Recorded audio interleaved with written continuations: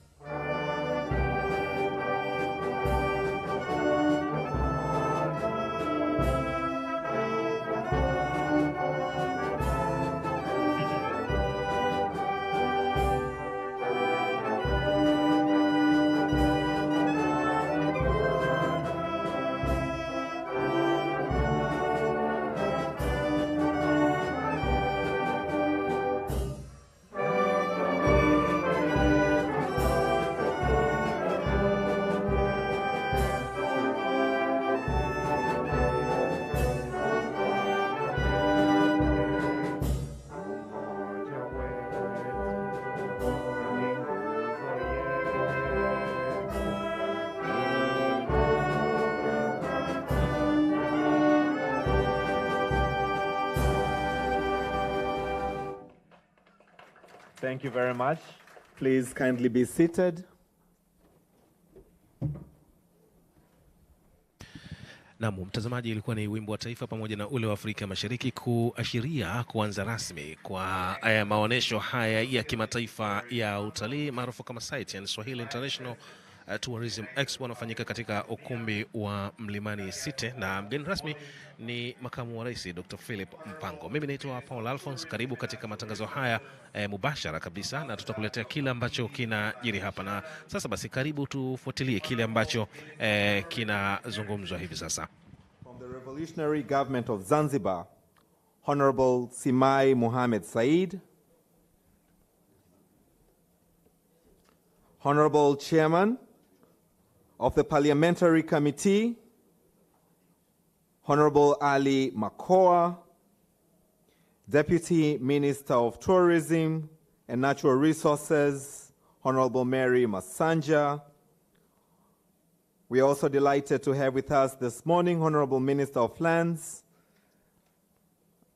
Honorable Angela Mabula, Honorable Permanent Secretary, Ministry of Natural Resources and Tourism, Professor Eliamani Sedoyeka, Honorable District Commissioner, who is representing the Regional Commissioner from Ubungo District, Harry James. We're also delighted to have Honorable DCs from Ilala and Kinondoni amongst us this morning, board members of TTB, Excellencies members of the Diplomatic Corps, government officials present, tour operators and travel agencies, hosted buyers, invited guests, ladies and gentlemen, members of the press, all protocols observed, a very good morning to you all. I'm delighted to welcome you all to the 6th edition of the Swahili International Tourism Expo, taking tourism to new heights. We are delighted this morning to have His Excellency, the Vice President, to inaugurate this edition of the Swahili International Tourism Expo. For the opening and welcoming remarks, allow me, distinguished guests, ladies and gentlemen, to welcome Professor Eliamani Sedoyeka, the Permanent Secretary in the Ministry of Natural Resources and Tourism, to do us the honors. Naomba tumpigie makofi.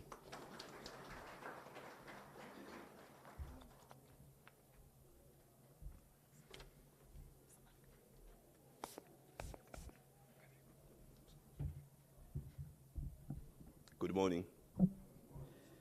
Honorable Dr. Philip Isidore Mpango, our Vice President, distinguished ladies and gentlemen at the high table. My job today is to give you official welcome on behalf of the ministry, on behalf of the sector to this day. Mr. Vice President, Dr. Philip Mpango, I'm humbled and honored on behalf of the technical team. You are here with us today, following our another remarkable achieved event at Mikumi. We are really, really pleased and recognize your effort. Kindly allow me to introduce to you our beloved Minister, Ambassador Dr. Pindi Azarachana, our Minister for Natural Resources and Tourism. Please wave. May I also introduce our beloved Deputy Minister, Mary Masanja, also Member of Parliament, our Deputy Minister for Natural Resources. Thank you very much.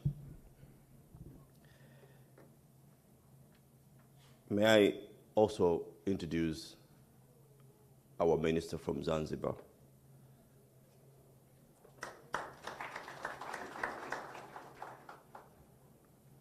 my brother Simai.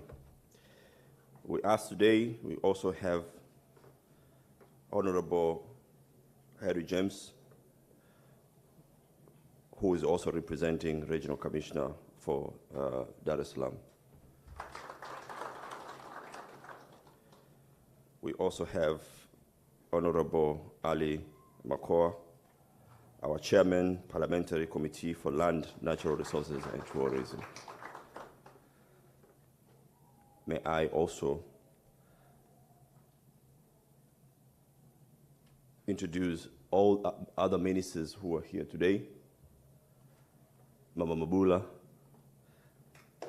our Minister for Land.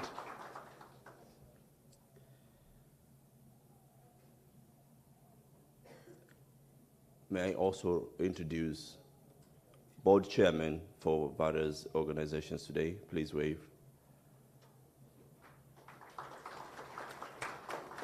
Thank you very much. May I also introduce Excellencies, Ambassador and representative of our diplomatic community, please wave. Thank you very much. May I take this opportunity to collectively introduce all participants of sites. These are buyers and sellers. Please wave wherever you are. Mr. Dr. Honorable Mipango, may I also take this time to humbly introduce very, very important entities and people who have made this event today possible. These are our sponsors. In no particular order, may I introduce CRDB Bank. Please wave where you are.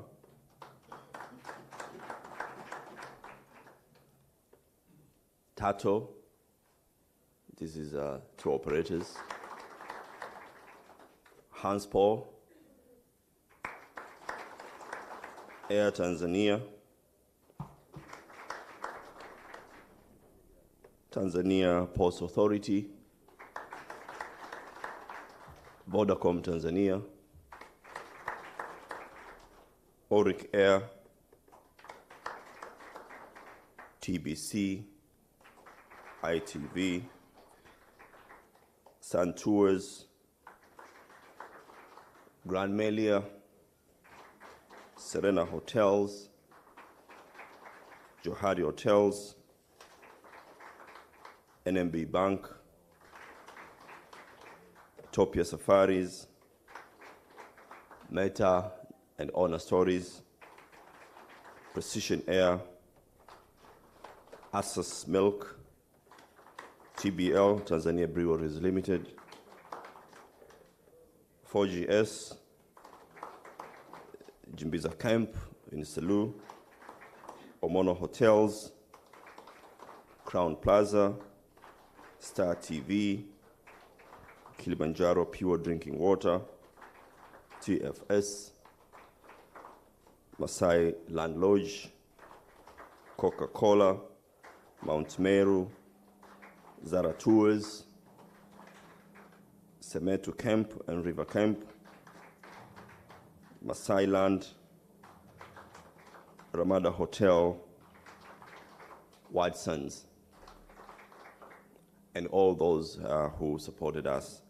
I'm truly, truly honored and humbled to introduce and extend on behalf of the ministry sincere appreciation. Honorable guests of honor, may I take this opportunity to introduce the organizing committee. Please, wherever you are, please stand up so at least we see you.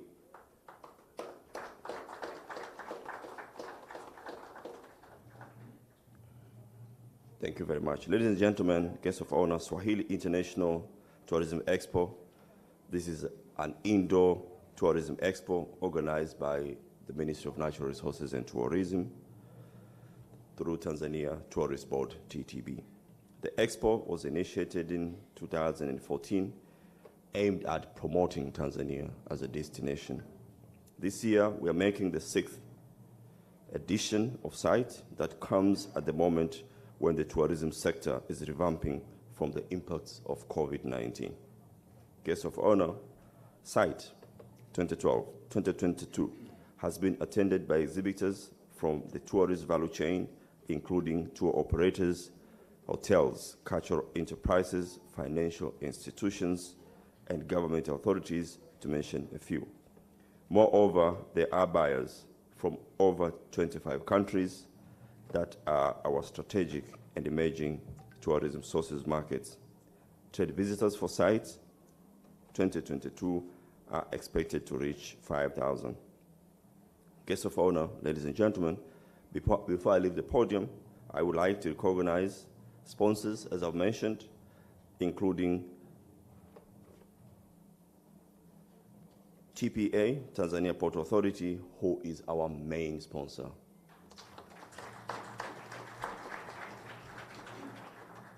I also like to recognize Vodacom Tanzania, who's also our main sponsors, and the rest, as I've mentioned. Guests of honor, kindly allow me to take these opportunities to invite some of our key sponsors who have also made some serious impact on this year's event. So at least you give them recognition. May I start by Meta and Honor Stories. Please come forward.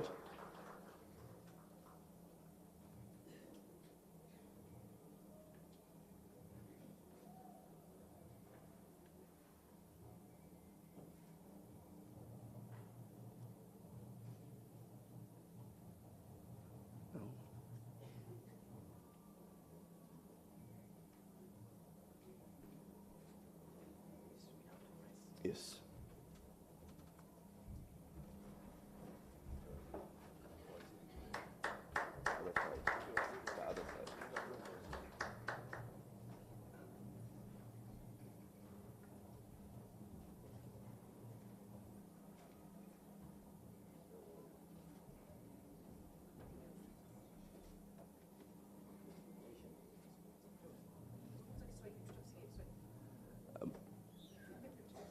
Mheshimiwa mgeni rasmi, tunao sponsors wengi, lakini kuna sponsor ambao kwa kipekee sana wamefanya event yetu kuwa ya kipekee.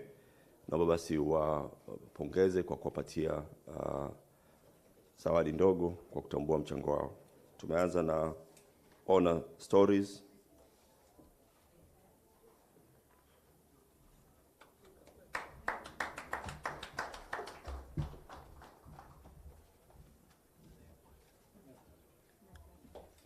TBC.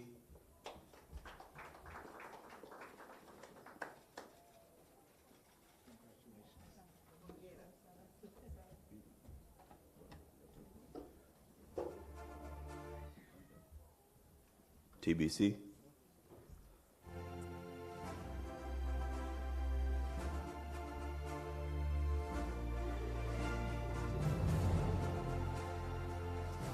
Vodacom Tanzania.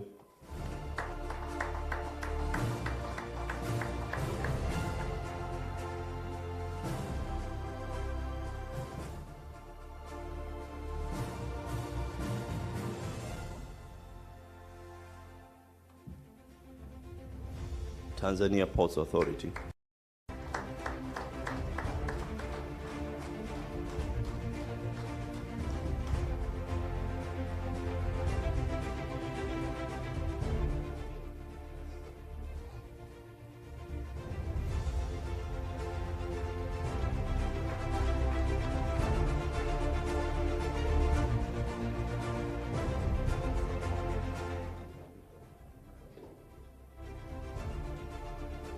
Asante sana, tumemaliza mheshimiwa.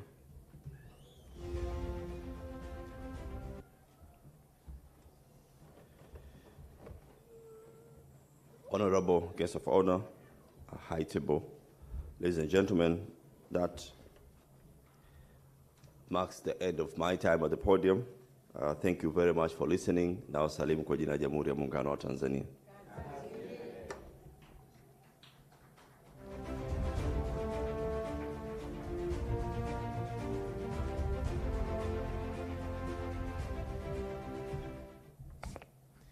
Can we give a bigger round of applause to the Permanent Secretary, Professor Eliamani Sedoyeka? Thank you very much.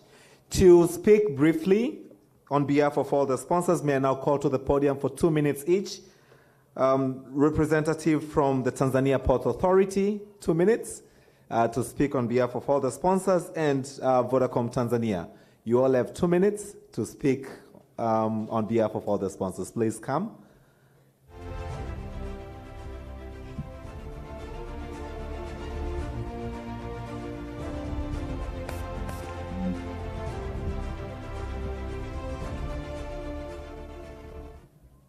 Good morning. Honorable Vice President of the United Republic of Tanzania, I observe all protocols at the high table, a distinguished guest from the floor. On behalf of the Managing Director of Tanzania Ports Authority, we are delighted to be here as main sponsors of this event. We were able to make a decision to sponsor this event, considering the fact that the Tanzania Postal Authority is the gateway to the national economy. In recognition of that, we understand that Postal Authority also to join the hands of what the government is doing with the initiatives to do with the tourism. We are intending to have and launch a very big project to do with the cruise ship tourism in the country. So we thought it's imperative that we sponsor this event. We thought it's imperative that we sponsor this event to join the hands with the government of what they are doing with regard to the tourism in the country. But finally, you're aware that the nation, just a few months ago, the president launched the Royal Tour. You are aware that within this country, the tallest building in the nation is under the Tanzania Postal Authority. So we thought that it's important the nation to know that even how to see the sceneries of Dar es Salaam and all the suburbs. If you want to see that, you have to be on top of the building that's owned by the Tanzania Postal Authority. With these few remarks, thank you so much.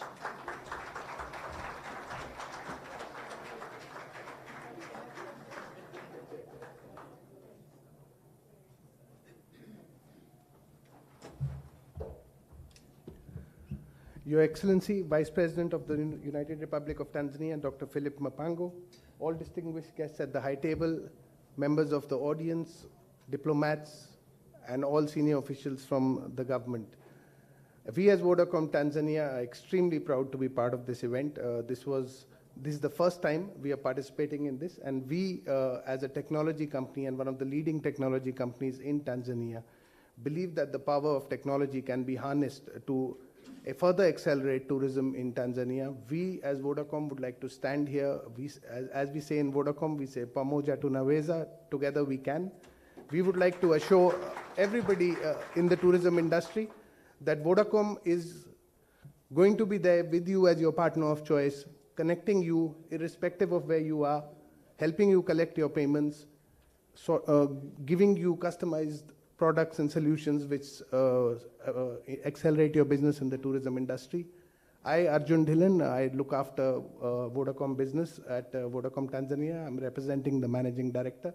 And on behalf of Vodacom and its entire team, we'd like to assure members of the tourism industry and the ministry that we are here as your partner of choice. Pamoja tunaweza. Thank you.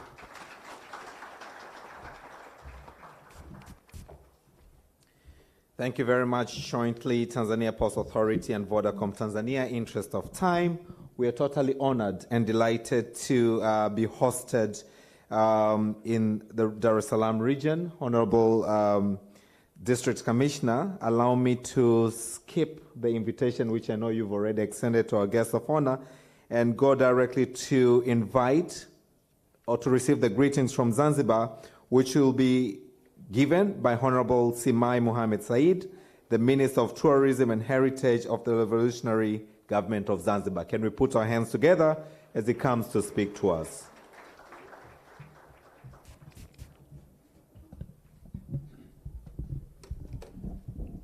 Nilifikiria perfume mwanzo.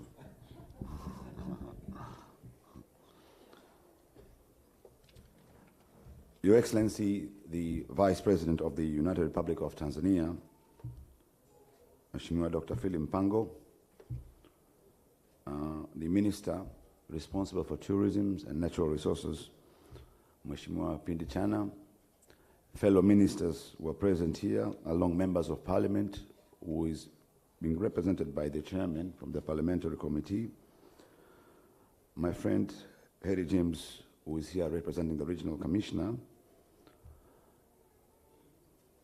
ambassadors, and if there are any high commissioners, but members of the diplomatic corps. I believe all have been recognized, all protocol observed. A very good morning to you all. That's not enough. Very good morning to you all. Much better. Assalamu alaikum.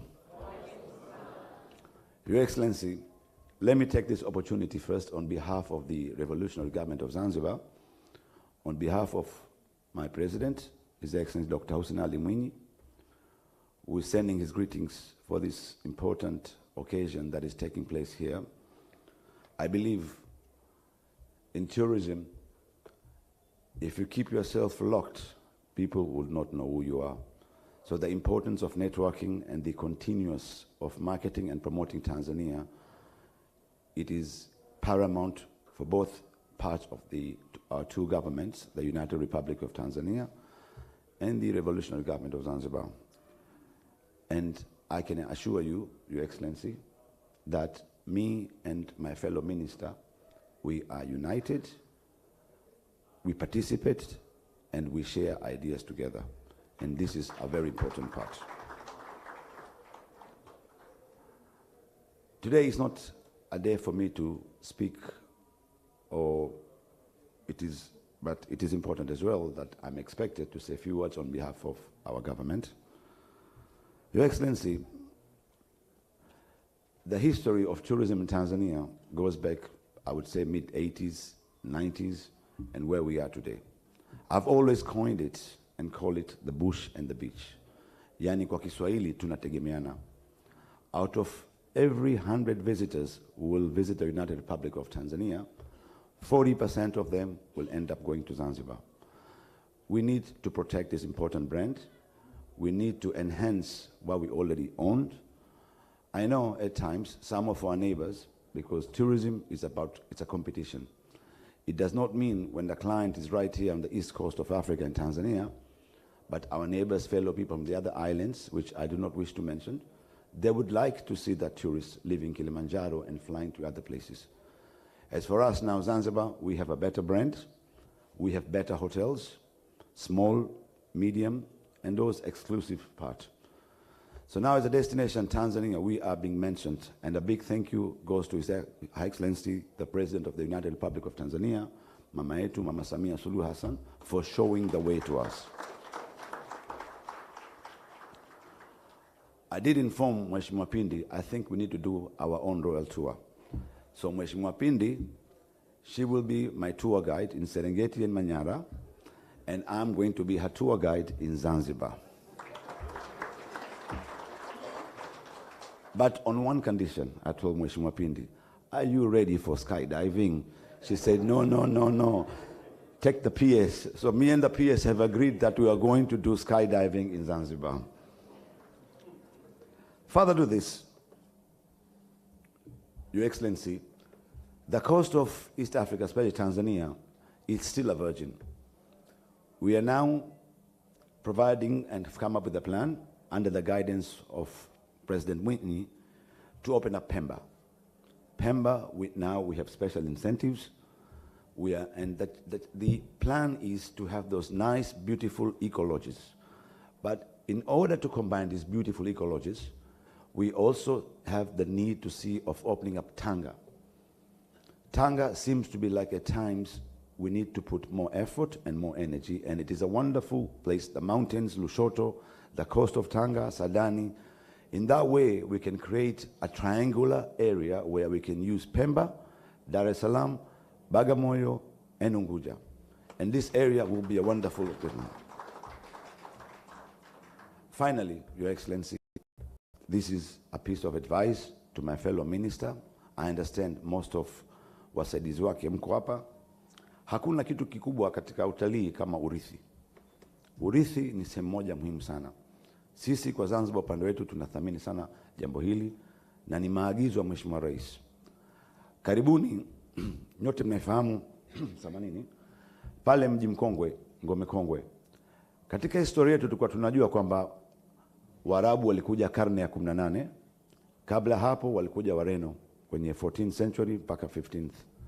Kulikuwa kuna pengo, nani aliishi mji mkongwe kati ya karne 10 mpaka 15.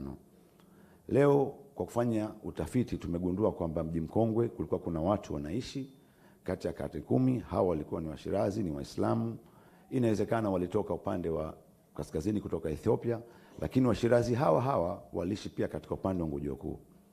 Mimi naamini Mheshimiwa Makamu wa Rais, ndani ya Dar es Salaam mpaka Tanga, kama tutafanya tafiti za kutosha za kiolojia, japo kuna maeneo mengi yashajengwa, tutagundua kwamba historia yetu sisi sio ya kisiasa.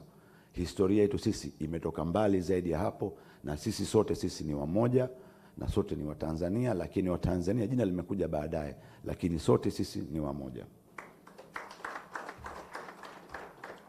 Kwa niombe na nimwambie Mheshimiwa Waziri mwenzangu, Mheshimiwa Pindi Chana, na Katibu Mkuu besti wangu Profesa Amani, tuna urithi wetu Dar es Salaam wa majengo, Tanga, Kigoma.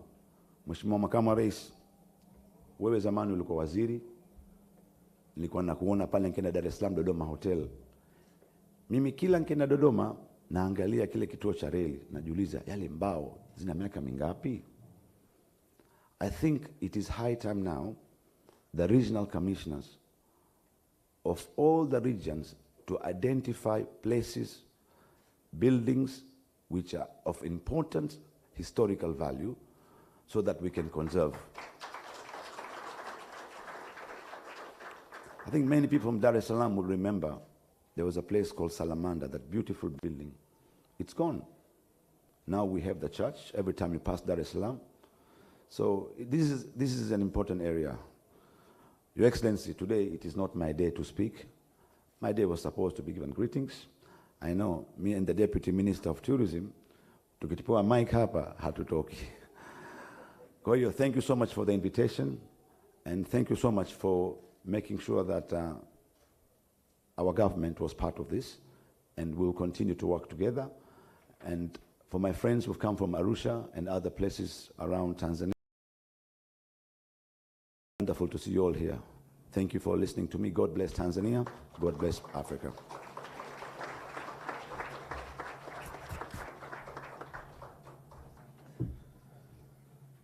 Your Excellency, guests of honor, members of the high table, distinguished guests, ladies and gentlemen, I'm also delighted to mention that earlier this year, the Tanzania Tourism Board won an award, a prestigious award, which was given by the World Travel Awards.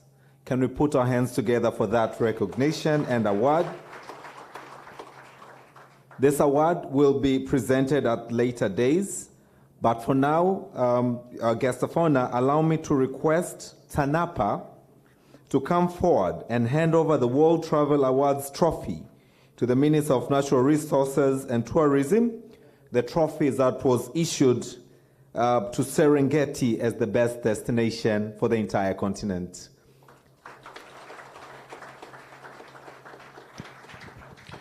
Naam, mtazamaji, unaendelea kufuatilia matangazo mubashara kutoka katika ukumbi wa Mlimani City, ambapo ni Swahili International Tourism Expo, ama maonesho ya kimataifa ya utalii site, na sasa ni uwasilishwaji wa tuzo ya eneo bora ama kivutio bora kabisa ambao ni Serengeti, na sasa mamlaka husika, mwenyekiti wa bodi ya wakurugenzi anayewasilisha hiyo sasa kwa makamu wa rais.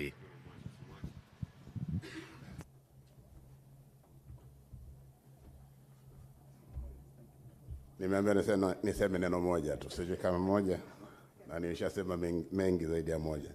Mheshimiwa Makamu wa Rais, Mheshimiwa Waziri wa Utalii na Maliasili, Mheshimiwa Waziri anahusika na utalii Zanzibar. Neno moja ni gumu sana kulipata, lakini niseme hii award, hii World Travel Award, ni ya 4 mfululizo kwa Serengeti. 2019, 2020, 2021, 2022. Huwa najiuliza, hatuwezi kuichukua moja kwa moja, watafute nyingine. Nawashukuru sana wote mliochangia, maana hii upigiwa kura. Dunia nzima inatambua Serengeti. Niwakaribisheni sana Serengeti. Nimesema zaidi ya neno moja. Asante sana.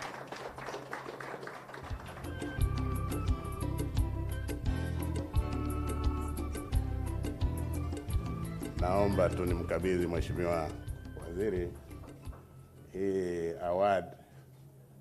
Alitamka mwenyewe kwamba itamfikia Mheshimiwa Rais. Sasa madam mko hapa, Mheshimiwa Makamu wa Rais, nafikiri ndio ngazi ya kufika inakotakiwa kwenda.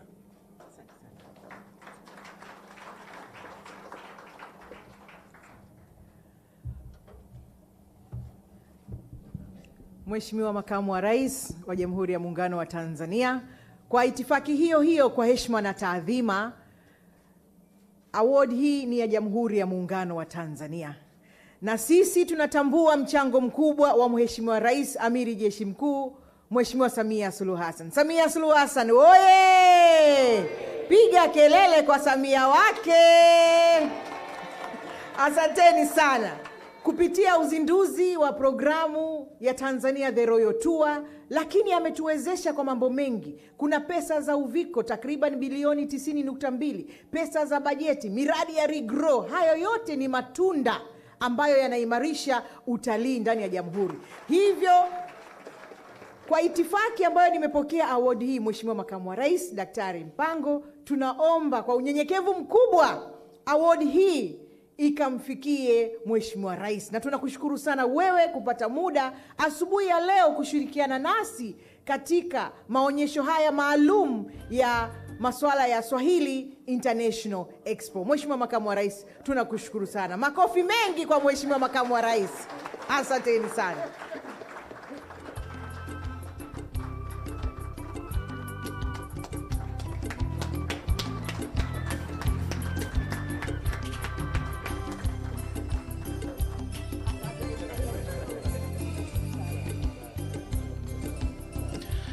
Ni tuzo hiyo yenye kutambua Serengeti kuwa ni eneo bora kabisa la kivutio, na ni tuzo ya 4 mfululizo. A round of applause once again. Thank you so much. And truly honored that we have Her Excellency Samia Suluhu Hassan in the forefront to promote tourism in Tanzania. I now have the honor to invite to speak to us the Minister of Tourism and Natural Resources, Ambassador Dr. Pindi Hazara Chana, for our official remarks, and then invite our guest of honor to also speak to us this morning and inaugurate this function. Thank you. Can we put our hands together for Honorable Minister Chana?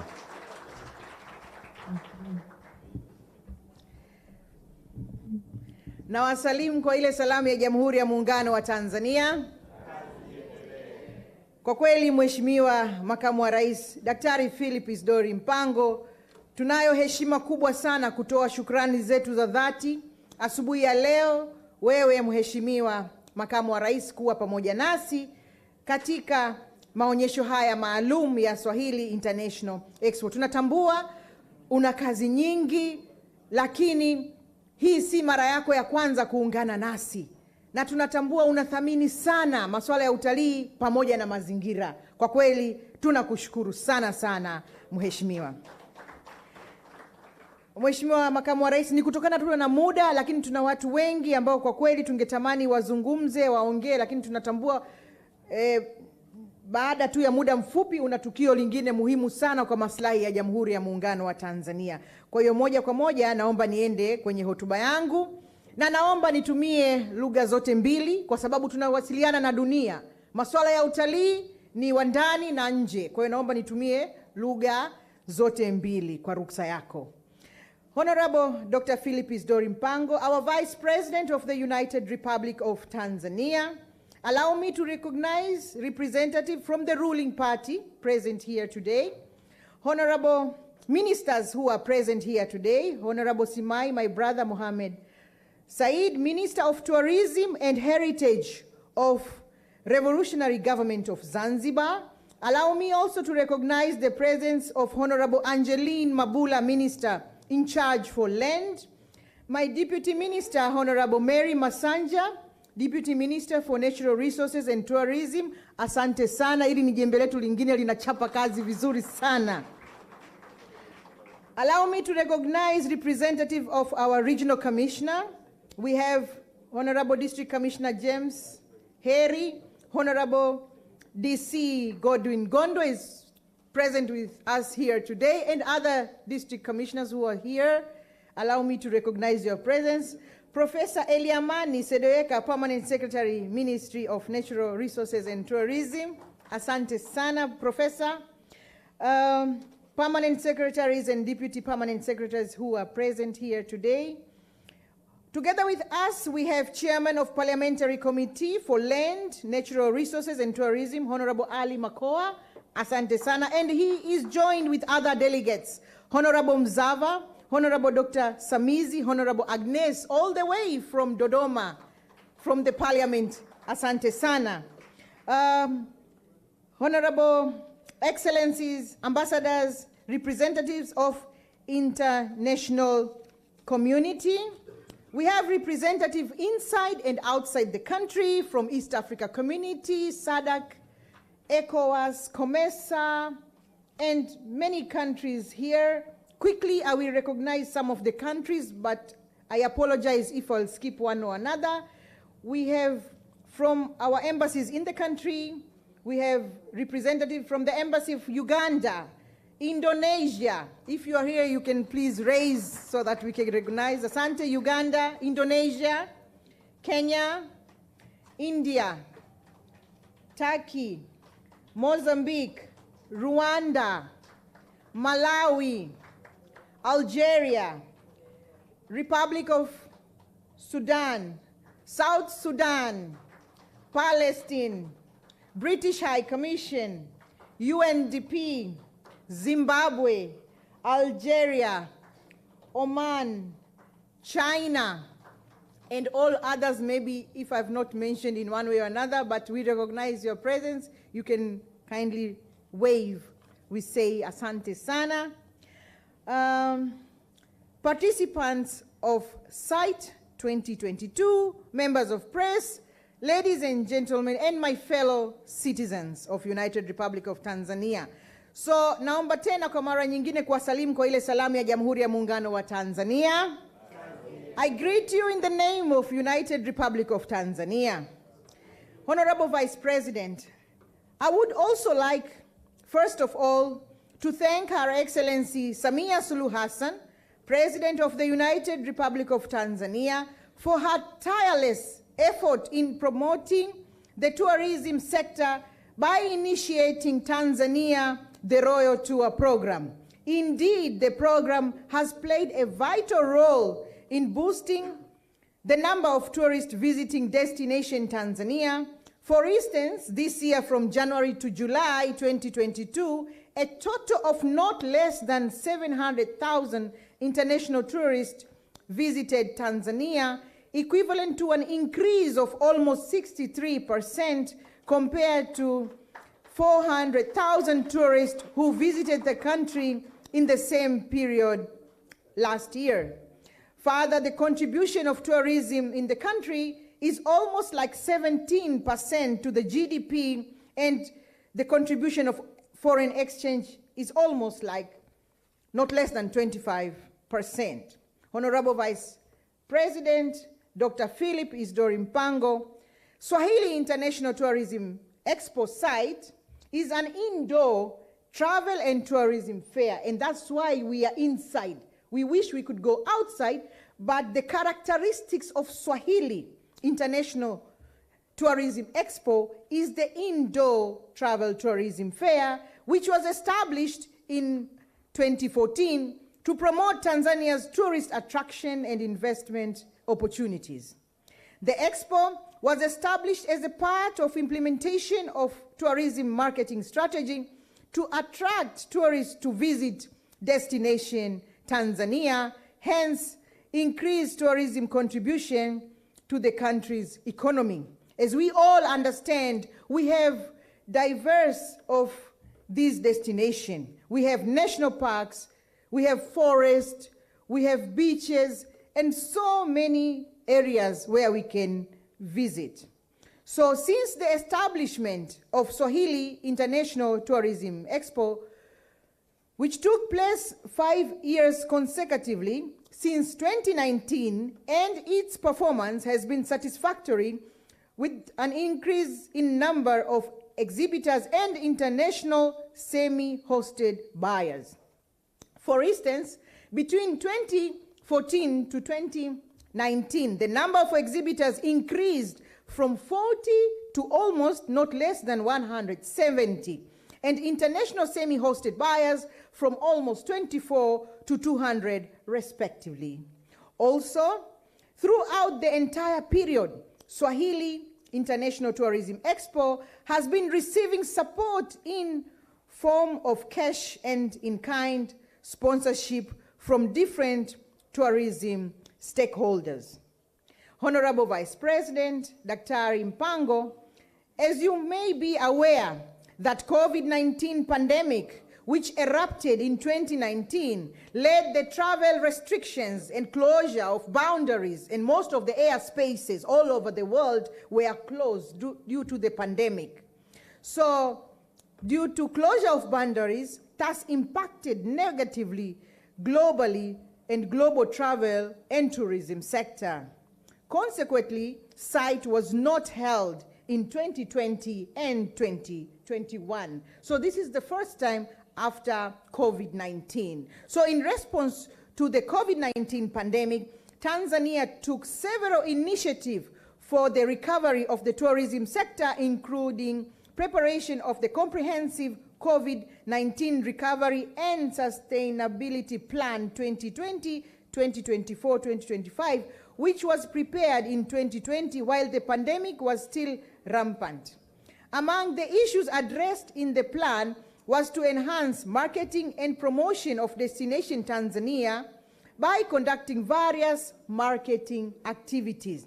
Honorable Vice President, on implementing the aforementioned plan, the Ministry of Natural Resources and Tourism resumed tourism exhibitions in 2021 by taking a bold stand by hosting the first East Africa Regional Tourism Expo, IATE 2021, which took place in Arusha.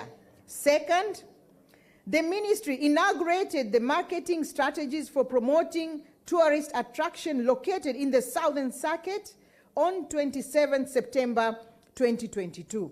Here we said we have to open Southern Circuit. Kwa hiyo kama nilivyosema, Mheshimiwa Makamu wa Rais, sasa hivi tunahamasisha utalii kusini.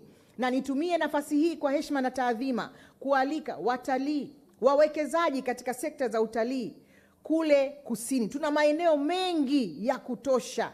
Karibuni sana, milango ya wizara iko wazi, muwekeze, mtalii.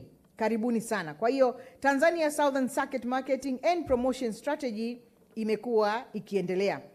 But also, number 3, we also hosted the 65th UNWTO CAF meeting from 5th to 7th October 2022 in Arusha.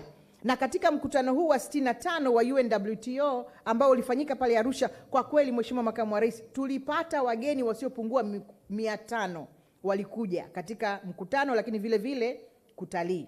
So this year we resume the Swahili International Tourism Expo site, whereby today you will officially open the 6th edition of the Swahili International Tourism Expo site 2022.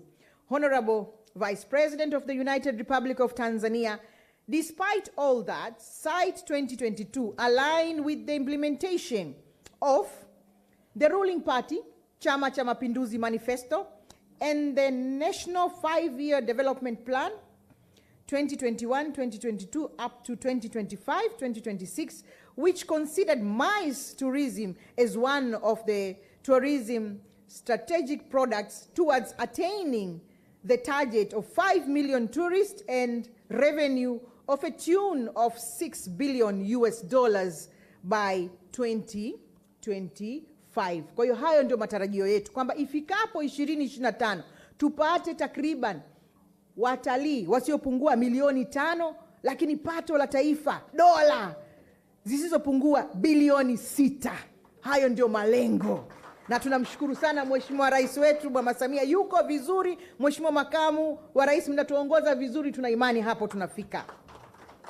Mheshimiwa Makamu wa Rais, Site 2022 bring together over 200 exhibitors and 100 international semi-hosted buyers from within and outside Africa. Moreover, Site 2022 is featured by tourism exhibition seminars on tourism, investment forum, and familiarization trips to different tourist attractions in Tanzania.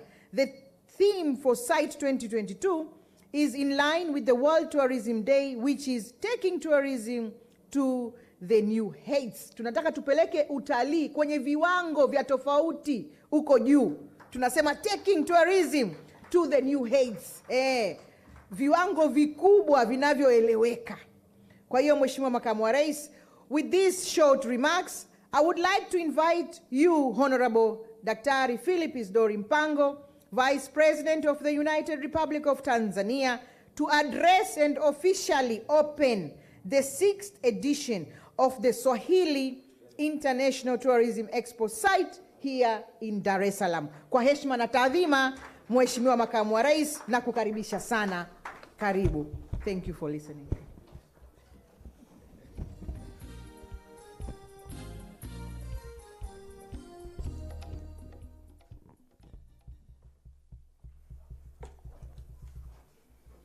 Please get seated.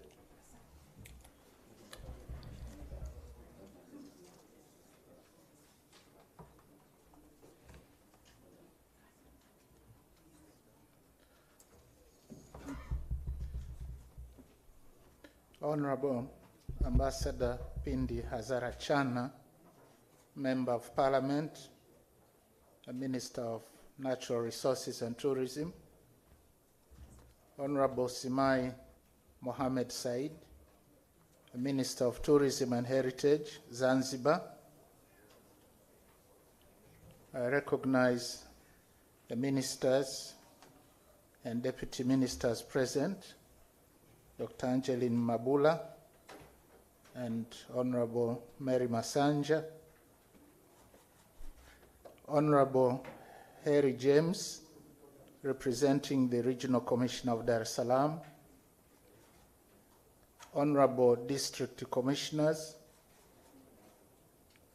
Professor Eliamani Sedoyeka, the Permanent Secretary, Minister of Natural Resources and Tourism, other permanent and deputy permanent secretaries present, members of Parliament hereby present, led by Honorable Ali Makoa, Member of Parliament and Chairman of the Parliamentary Standing Committee for Lands, Natural Resources and Tourism, Excellencies, Ambassadors, High Commissioners, and representatives of international organizations, the Board Chairman, I recognize our retired generals, George Waitara and Semfuko, distinguished participants, exhibitors, buyers, and sponsors of this expo, members of the media fraternity, organizers, ladies and gentlemen, a very good morning to you. Jamhuri ya Muungano wa Tanzania. I am very pleased to be here today to officiate the opening of the 6th edition of the Swahili International Tourism Expo 2022. And on behalf of Her Excellency Samia Suluhu Hassan, the President of the United Republic of Tanzania, I wish to welcome you all to this important event that provides an opportunity to showcase the potential of the tourism sector in Tanzania. And for those who come from outside Tanzania, karibuni sana to the land of Kilimanjaro, the land of Serengeti, Spice Islands of Zanzibar, and the birthplace of the Kiswahili language. We are greatly honored by your presence, and we look forward to engage and partner with you. As the Minister said, this expo is being attended by more than 200 exhibitors from within and outside Tanzania. Over 100 international buyers from within and outside Africa, and more than 5,000 trade visitors.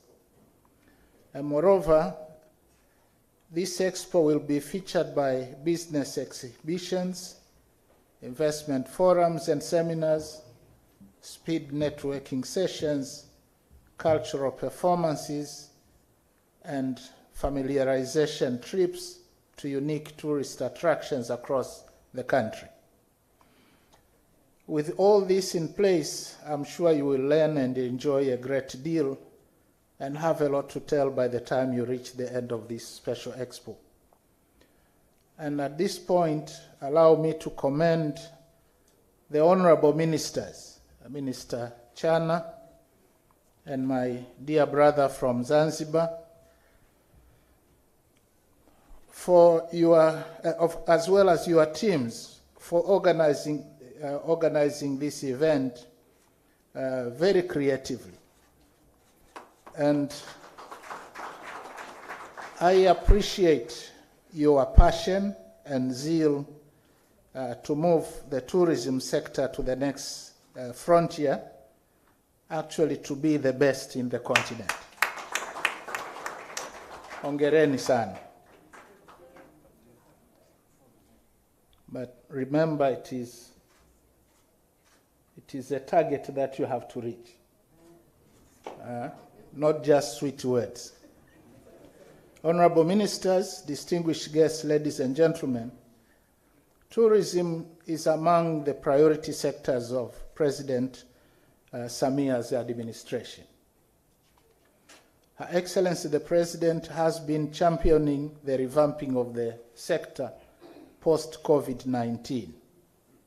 And through her innovative marketing documentary, famously known as the Royal Tour, Her Excellency has succeeded to revitalize the sector, and we have started to witness positive results in terms of increased tourist arrivals as well as revenues. Her contribution has been recognized by the World Tourist Organization during the Commission for Africa meeting held this October in Arusha, where she was given an award in promoting and reinvigorating the tourism sector, as well as making tourism a key economic driver. The significance of tourism sector in Tanzania is evidenced by its performance before the outbreak of COVID-19. For example, in 2019, the sector contributed 25% of total export earnings, generated revenue to the tune of $2.6 billion, and created more than 1.6 million direct and indirect jobs. And in that year, the country received 1.53 million inbound tourists. Post-COVID-19 recovery is also promising.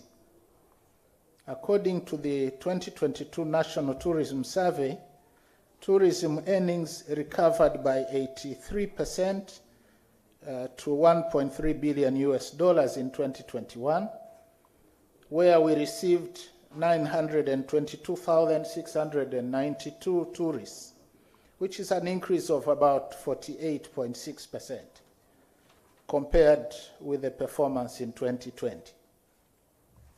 The government recognizes the importance of private sector as the driver and engine of the tourism sector over the years, and we have been taking a number of legal and fiscal reforms to support the growth of the sector.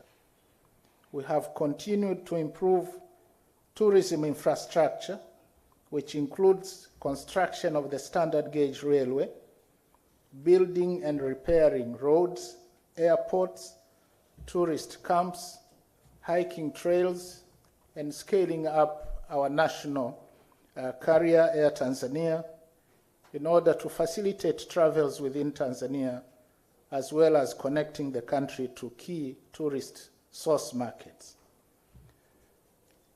Also, since 2020, the government has been working to align infrastructures and providing incentives to attract investment in MICE tourism as our strategic tourism product.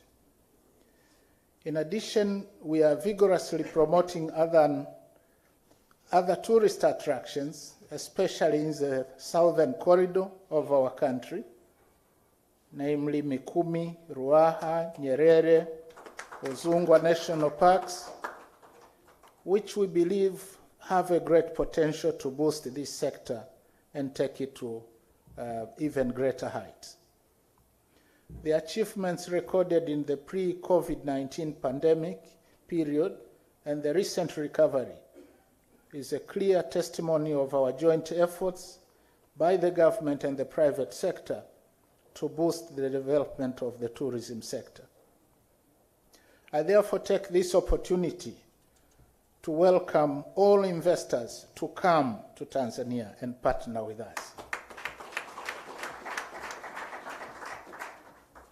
Distinguished guests, ladies and gentlemen, Tanzania is uniquely endowed with tourist attractions and resources comparable to none.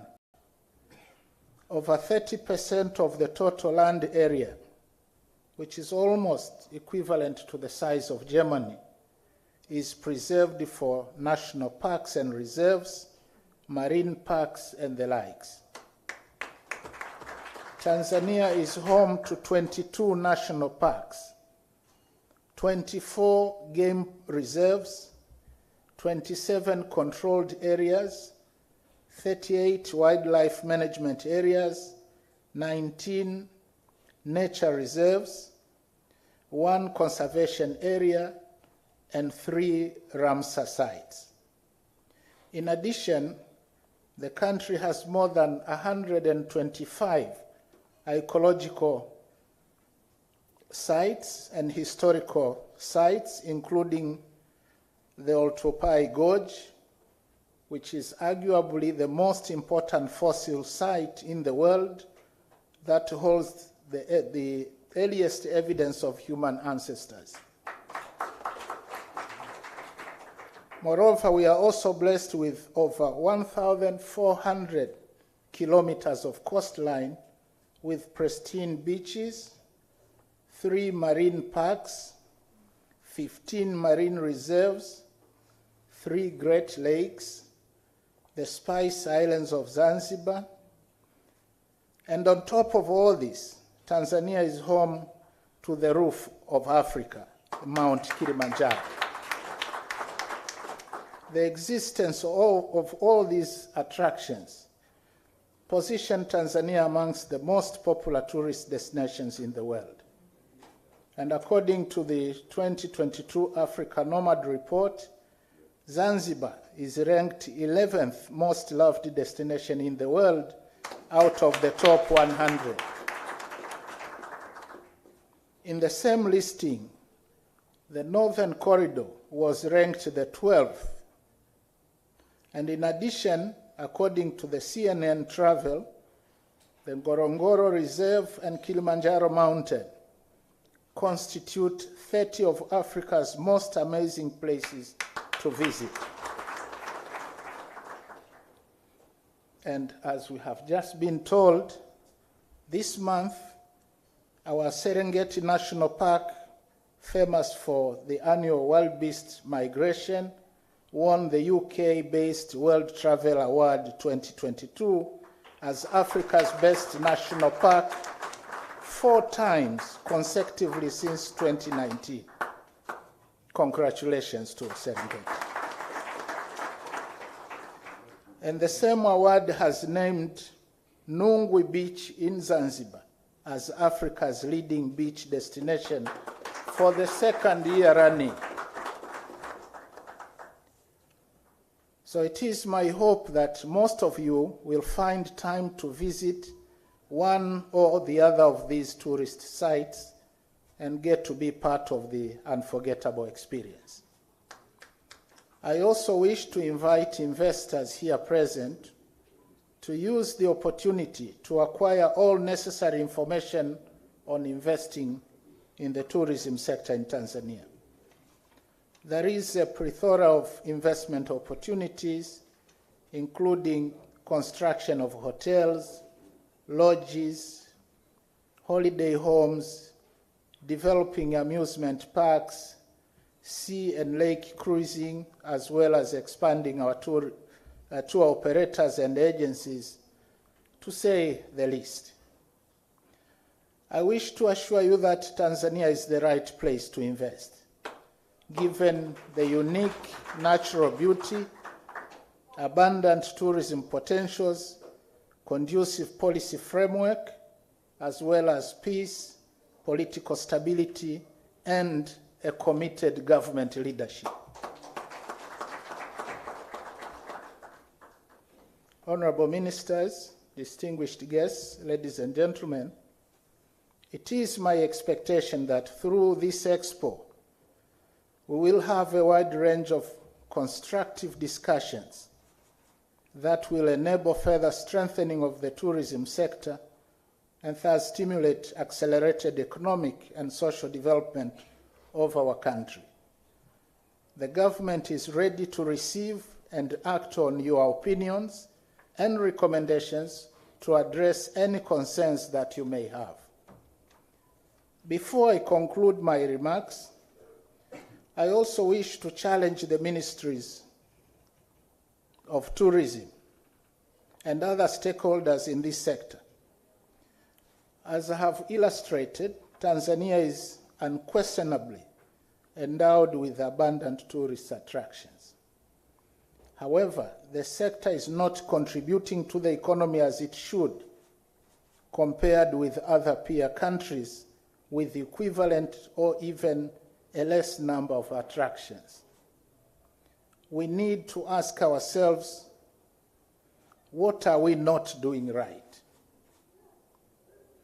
I am of the view that it is about time the ministries responsible for tourism on the mainland side as well as in Zanzibar, and all stakeholders, to take bold and aggressive promotion strategies to capitalize on President Samia's initiatives, with emphasis on tapping the new or sleeping tourist sites across the country.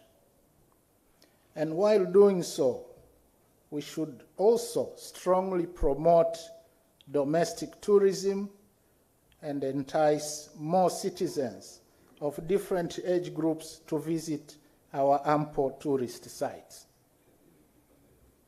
I understand much progress has been made to entice tourist spending, as evidenced by the 2022 National Tourism Survey, whereby spending per tourist has improved from $199 US per day in 2021 compared with $152 US in 2020. Now, to achieve the $6 billion annual tourism earnings target by 2025 that you mentioned, we need to do more.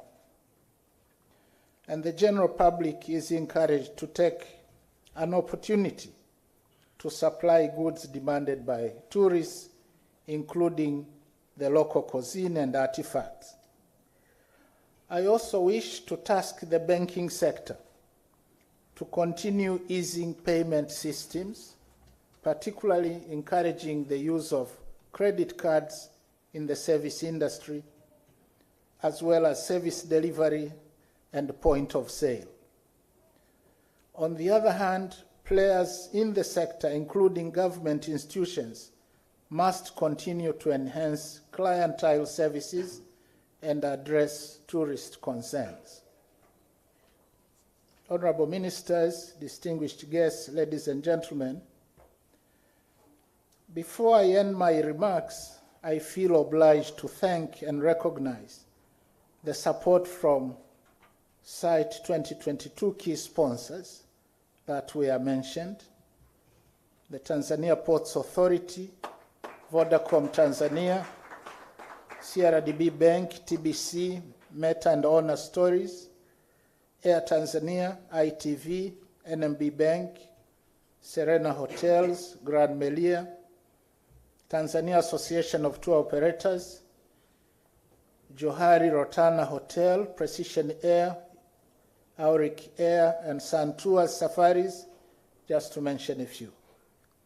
Your support has indeed contributed a great deal in making this event a success. Please use your respective areas of expertise to power tourism to the highest level and highest standards. Asanteni sana. Finally, let me reiterate that Tanzania offers a conducive, peaceful, and stable environment for business and investments. I encourage all potential investors to take advantage of the vast and untapped investment opportunities, especially in the sector of tourism. Bara na visiwani. We have been told here about the Southern Tourist Circuit, which I mentioned. The Minister of Tourism from Zanzibar drummed up for Pemba, Tanga, marine tourism, skydiving, cultural heritage, historical tourism, and so on and so forth. So I call upon all participants in this expo to use the opportunity as a platform to expand your business and strengthen our cooperation. Let us work together to take this sector to new and greater heights.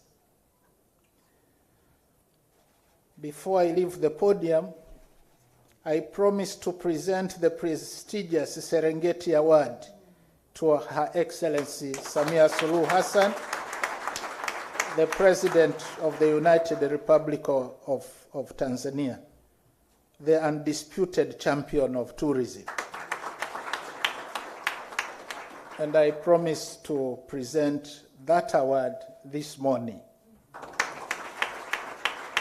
So with these remarks, it is now my singular honor and pleasure to declare the 6th edition of Swahili International Tourism Expo officially opened. Thank you. Asanteni sana. Nam ni hotuba ya mgeni rasmi Dr. Philip Mpango katika ufunguzi rasmi wa maonesho ya kimataifa ya utalii site ya Swahili International Tourism Expo. Mtazamaji wa Tanzania Safari Channel, hadi matangazo mubashara kutoka katika viwanja vya Mlimani City vinavyokutanisha wadau mbalimbali wa masuala ya utalii. Na sasa basi tuende kufuatilia kile ambacho kinaendelea. Table, distinguished guests, ladies and gentlemen, we are drawing very close to the end of the program, and we understand that you also have a pending program and a pressing one at the moment. So kindly allow us 2 more items on the program, which are: 1, to receive on behalf of, again, Her Excellency Samia Suluhu Hassan, as you rightly mentioned, disputed champion of tourism. She also has won an award by Tanzania Tour Guide. Can I invite the representative of Tanzania Tour Guide Award, who are here to present the award to Her Excellency Samia Suluhu Hassan as Best Tour Guide of the Year 2022.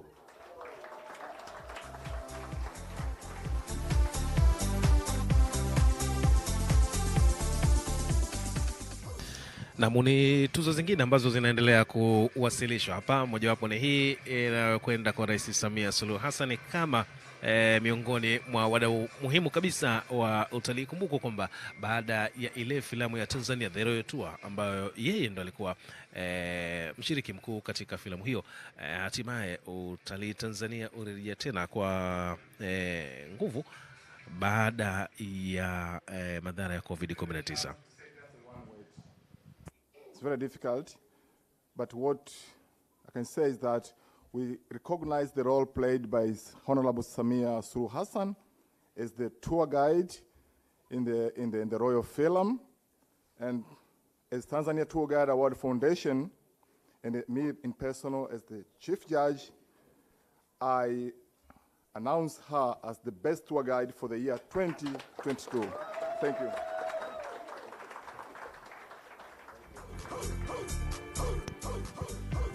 Naam, ni tuzo hiyo ya mwongozaji bora wa utalii kwa mwaka 2022 ambayo moja kwa moja inaelekezwa kwa Rais Samia Suluhu Hassan na inakabidhiwa kwa Dr. Philip Mpango ili kuwasilisha kwa Amiri Jeshi Mkuu na pamoja na zawadi. The profound contribution of Honorable Pindi Chana as a matron for Tanzania tour guide. So she's also awarded a matron for Tanzania tour guide award. It's presented to Honorable Minister of Natural Resources and Tourism. Na tuzo nyingine ni kwenda kwa Waziri Dr. Pindi Chana ambaye naye pia anatajwa kwa msimamizi mzuri katika masuala ya uongozaji wa talii. Hii ni katika mchakato mzima wa kuhakikisha kwamba watalii wanafika nchini na wanapata huduma ambayo wanaistahili.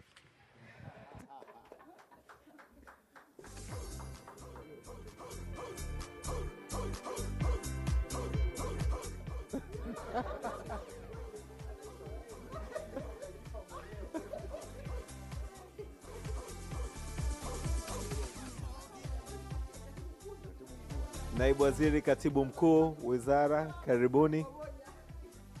Mpokee tuzo hii kwa pamoja.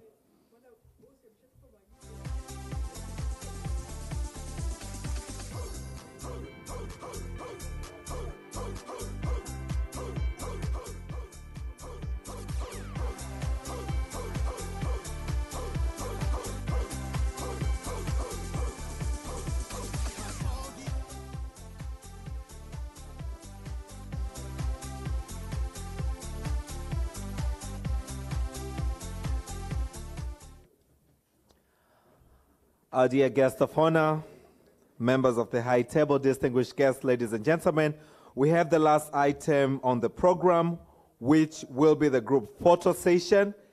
And we shall only have 5 photos.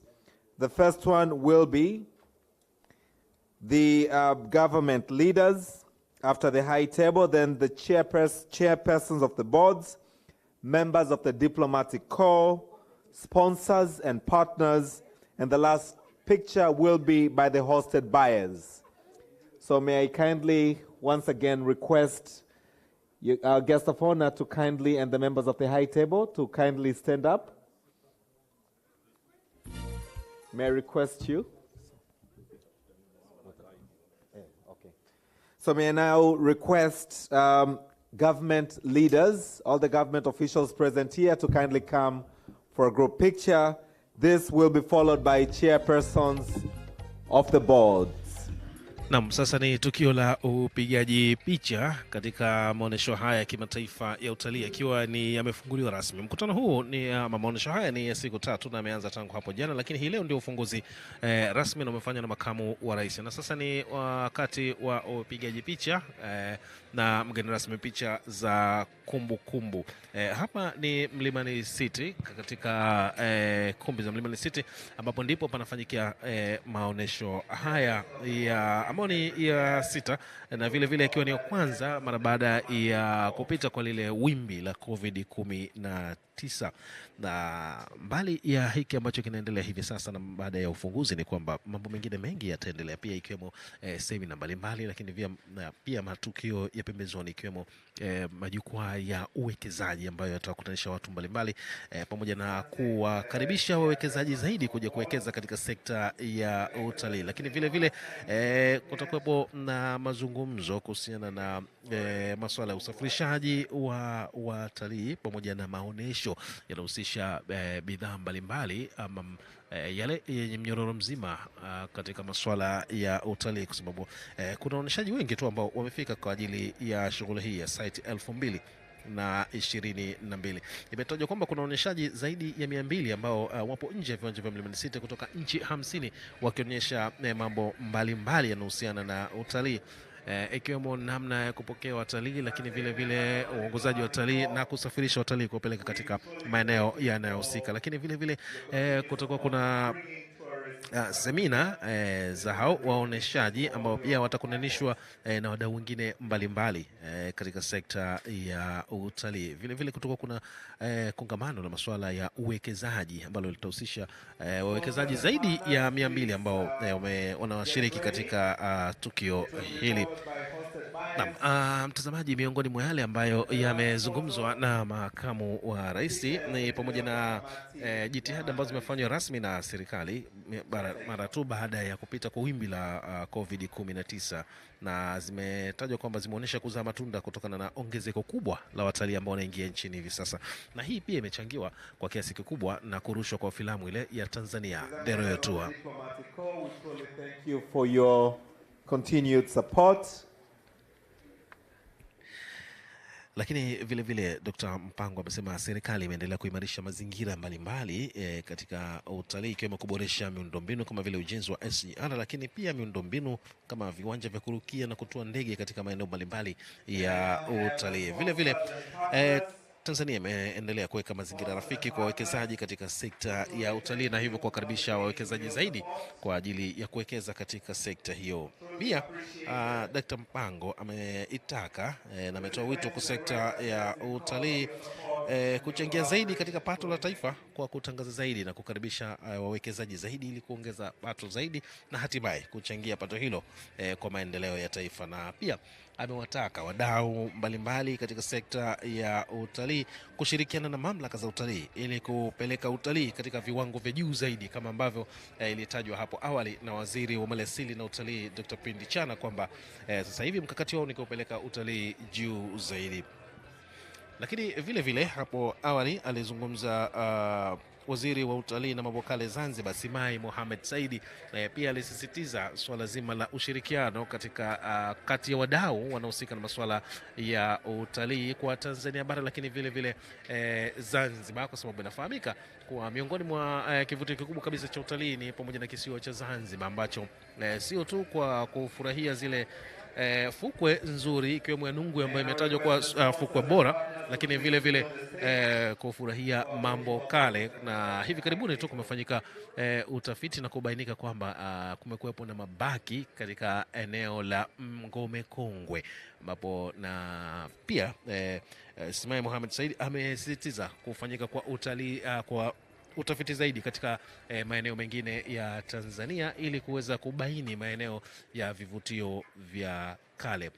Picha zaidi zinaendelea kupigwa za wadau mbalimbali walioshiriki katika tukio hili na waliofanikisha tukio hili, na miongoni mwa wale ambao wametajwa kufanikisha tukio hili ni pamoja na bodi ya utalii nchini TTB, lakini vile vile kuna kamisheni ya utalii Zanzibar, mamlaka ya usimamizi wa wanyamapori Tanzania TAWA, lakini vile vile mamlaka ya TANAPA, bila kusahau makumbusho ya taifa, mamlaka ya hifadhi ya Ngorongoro, lakini pia TFS ni mamlaka ya masuala ya hifadhi wa miti na chuo cha taifa cha utalii, bila kusahau TBC nao pia wameshiriki katika tukio hili muhimu kabisa.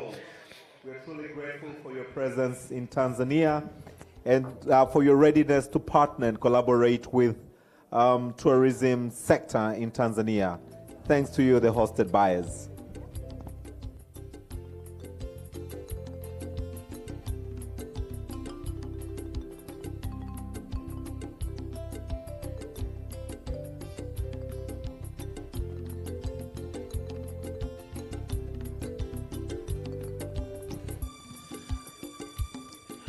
Matukio ya upigaji picha bado yanaendelea kati ya wadau waliofanikisha tukio hili muhimu kabisa kwa mwaka 2022, ukiwa ni mkutano wa 6 wa maonesho ya kimataifa ya utalii yenye kujumuisha vitu mbalimbali vinavyohusika na masuala ya utalii. Ni mkutano ni maonesho ya siku 3 ambayo yameanza tarehe 21 hapo jana na atadumu hadi kesho siku ya Jumapili, na hii leo ndio ilikuwa ni ufunguzi rasmi uliofanywa na Dr. Philip Mpango, makamu wa rais wa Jamhuri ya Muungano wa Tanzania.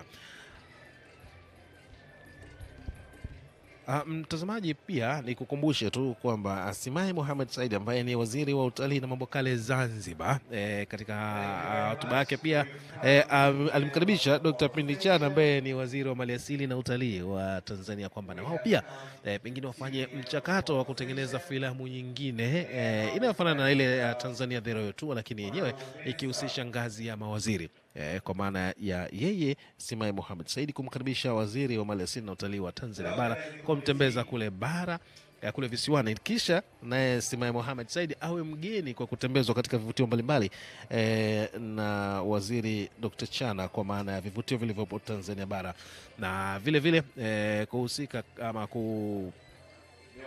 kupitia katika ule utalii wa bahari na fukwe, ambapo huko basi bila shaka Profesa Eliamani Sedoe ambaye ni katibu mkuu Wizara ya Maliasili na Utalii atahusika kwa upana wake. Na hao ndio miongoni mwa ile kamati ambayo ilihusika kuandaa site ya mwaka 2022, maonesho ya kimataifa ya utalii ama Swahili International Tourism Expo 2022, ikiwa ni maonesho ya 6 mara baada ya mwaka 2020 na 2021 kutofanyika kutokana na wimbi kubwa ama madhara yaliyotokana na kusambaa kwa uviko 2019.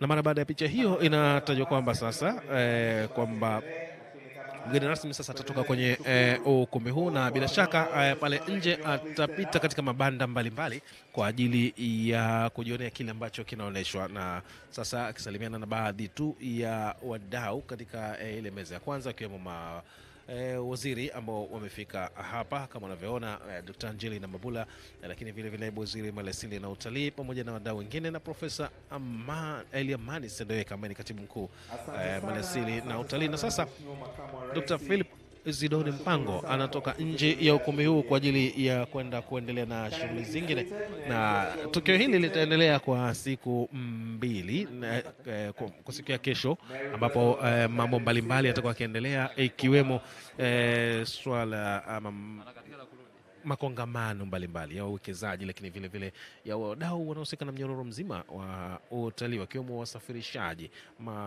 swala ya malazi, lakini vile vile vyakula, bidhaa mbalimbali ambazo pia huwa zinauzwa kwenye maeneo ya utalii, nayo pia yapo yakionyeshwa katika viwanja vya Mlimani City. Kwa niaba ya wenzangu wote walioshiriki matangazo haya, Nicholas Mbaga, Esther Mshana, Wasila Hafidhi na Mary Hondo walikuwa wanapiga picha, mafundi mitambo Sande Nkayamba, Baraka Toi pamoja na Martha Tarimo. Kwa upande wa sauti alikuwa ni Ramadhani Mwehojo pamoja na Basilista William, na kwa online alikuwa ni Adrina Marike. Mwongozaji na msimamizi wa matangazo haya alikuwa ni Joseph Lukiko. Mimi naitwa Paul Alphonse, nikutakia utazamaji bora wa vipindi vinavyoendelea kupitia Tanzania Safari Channel. Na hili litaanza saa 4:30. Naomba saa 4:30 wote tuwe tumefika hapa, tufanye mapumziko mafupi sasa. Asanteni.